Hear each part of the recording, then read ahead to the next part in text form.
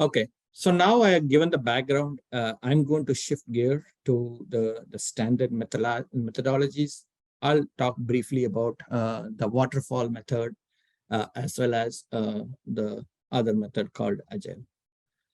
I don't know the background of the students, but if you have gone through any project management class, waterfall is a very traditional method of new product introduction. NPI is new product introduction. So basically, waterfall is, as I have indicated in the model, it's a stage gate process. You kind of start from requirements, then move to design, from design to development, and to testing, deployment, and maintenance. So it's very well structured. It is most of the companies, when I say stage gate, for each of these stages will end in a gate. So typically there will be a gate meeting. So there you call it as a gate 1, gate 2, gate 3. Some companies will have 5 gates, some companies will have 7 gates. There is a lot of customization, but the overall process is pretty common. It's pretty straightforward. But the key here is in the waterfall is you spend quite a bit of a time planning. Okay. Jnanadasan, can you put yourself on mute, please, if you don't mind? Thank you. So you always start for each you start with requirements, and then you typically we use, for example, MS project, okay, and then that project, depending upon the scope of the work, it might be a 300-line project schedule, or it may be 3,000-line project schedule. And this is used not only for it's used widely. You take anything, a mechanical product or a chemical project or even civil. Most of the people use waterfall, and even software companies 20 years ago or so, they were also using this method. And the typical stakeholders, for example, if it is a software company, the 5 or 6 stages basically is the SRS is a software requirement, and then there is a software and system design, then there is an implementation, and then the system testing, and then the release and maintenance. And the stakeholders, the key stakeholders, are the project manager and the team. Basically, if it is a product which has a hardware component, say electrical, mechanical, for each of these functional groups, you will have an SME, subject matter expert, or a group of engineers. And of course, you have upper management. So this is a well-known, well-proven method, waterfall method. There's the other method, which was started, say, like 25 years ago. And primarily, it was started for software. And when you talk about agile methods, you have multiple of them. I've just listed some of them: Scrum, Kanban, adaptive software, etc. But the key principles in all of this are those 4. In the case of agile method, is it values individuals and interactions over processes and tools. And you want a working software over documentation. And then the customer collaboration, is valued more than the contract negotiation. And the changes to the requirements happen pretty quickly instead of a strict product plan or a project plan. So it's kind of like a more fluid method. So I just listed that standard process. Typically, you start with a vision, right? And then there is a thing called user story. So each of the requirements, you write a user story. So there will be multiple user stories, and then there will be a series of periodic meetings. So if a design cycle, which is called as a sprint, it can be anywhere between 2 to 4 weeks. For each of these sprints, there will be a Scrum planning meeting, and then there will be a backlog. So you kind of decide that how many of these features, how many of the user stories will be implemented, and then you implement, and then you kind of show it during the meeting there, the sprint meeting. And then once the sprint is over, there is a meeting called retrospective to say that, okay, how can we improve? Another key important thing is every day in the morning or some fixed time for 15 to 30 minutes, not even, it'll be a short meeting, maximum is 30 minutes, that the team meets and then they talk to, like, what I did yesterday, what I'm going to do today, and what are my blockers, so that, the team is synced up.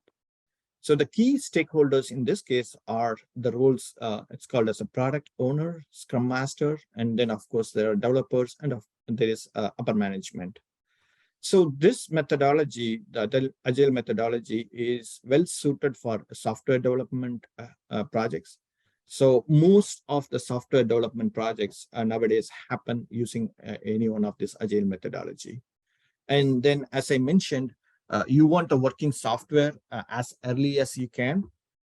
So you start with a concept called MVP, minimal viable product. So you kind of say, okay, these are say there are 100 features you want in a product, okay? You say that when I release this product, I need at least this 30 features to be there.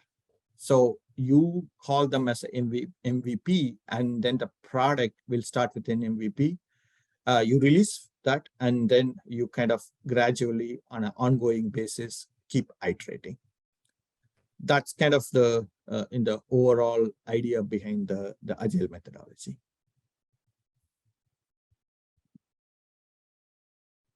So what are the key differences between this? Again, older school technology you see in the top left. It's pretty much you start from requirements at a higher level, system to software to analysis, design, coding, testing, and operations. In other ways, you can also talk about V model. Okay, so the left side of the V, it is basically the project definitions and the design aspect. And then the bottom is the actual, so if the software, it's a coding. So if it's an electronic product or electrical product, it is basically the hardware development plus the firmware development. That is part of implementation.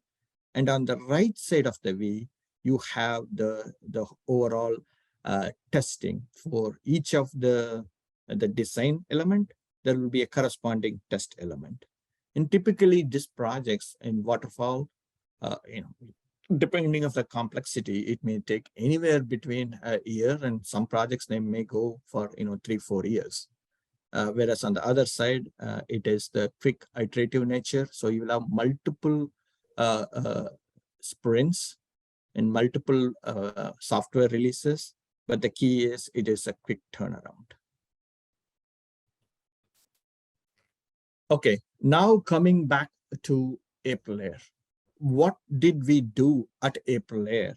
How did we apply both this methodology? First of all, again, what was my role? So during this project, I played the role of the product owner.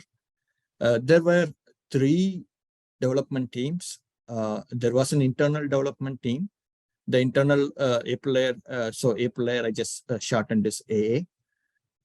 It was the team, again, it's a pretty small team, internal team, like 10 to 15 people. They were responsible for the hardware. They were responsible for the firmware primarily. And then when I say hardware, it was both the mechanical as well as electrical. And then we had third-party outside dev teams. So these are the teams. We had a team which is based in India. We also had teams which were based in US. So they worked in tandem. And then my role is to kind of work, between them. And during the peak of the implementation, our team size was more than 50. The approach we took is, it's a combination. So for hardware, we took the waterfall method. So especially, for example, the board, the printed circuit board itself, right? For the schematics, the board layout, all those elements, anything electrical, it was waterfall. Anything mechanical, similarly, the enclosure designs, the back plates, all those things, it's all done using waterfall. But when it comes to the firmware and the software, we use the Scrum methodology. Initially, the firmware team had sprints, which are 2 weeks. And the software team, this software team is entirely from outside. We just had just 1 or 2 engineers in Air, but the rest of the software team, 20 plus people were outside, and they were strictly running the Agile methodology. How did we do? So basically, there are two key roles: product owner and a program manager. So the product owner is, think about like in the equivalency, the project itself, like if it is like a company, the product owner is like a CEO. So he is, from a business standpoint, he is responsible to the upper management for the overall implementation of the project. So he's like a link between the business to the technology team. So marketing team will come and tell them, okay, I need this feature, but those requirements will be at a higher level, right? It won't be at a very detailed level where the engineers can do the actual implementation. So the product owner will have a detailed discussions with marketing, which he will have a detailed interaction with upper management, and then he will decide, okay, these are the futures, and then he will use what I called before, the user stories, to translate those requirements so that the technical team can implement. The other aspect also is he will be responsible for prioritizing the requirements. So if there are 100 requirements, he has the absolute authority to say that how it will be implemented. Okay, which of the requirements will be implemented in sprint 1 versus sprint 30. Okay, and the program manager is kind of the standard role, or in other words, you can also call it a Scrum Master. What they will be doing is they are responsible for the schedule, the budget element of it, of course, because there is since external teams are involved, there's a pretty, you have to keep the budget very tight, right? You have to do the project within the allocated the budget. So the program manager is responsible for the non-technical project management aspect of it, schedule, budget. And the product owner and the program manager work in tandem in order to make this happen. So it's kind of the reason, if it is purely a software project, it's easy. You can just run it through the Agile methodology. If it is purely a hardware project, you can run it through waterfall. Or if it is traditionally at Air, we used to do embedded projects, but we will do waterfall. So even though we write the firmware for that, everything we do internally, so we will just do in the waterfall method. But when we are working with outside partners, especially for the app development, the cloud development, they know only to work in Agile world. So we have to do this combination where both of these project management philosophies work in tandem, work in sync, at the end, coming out and producing the product.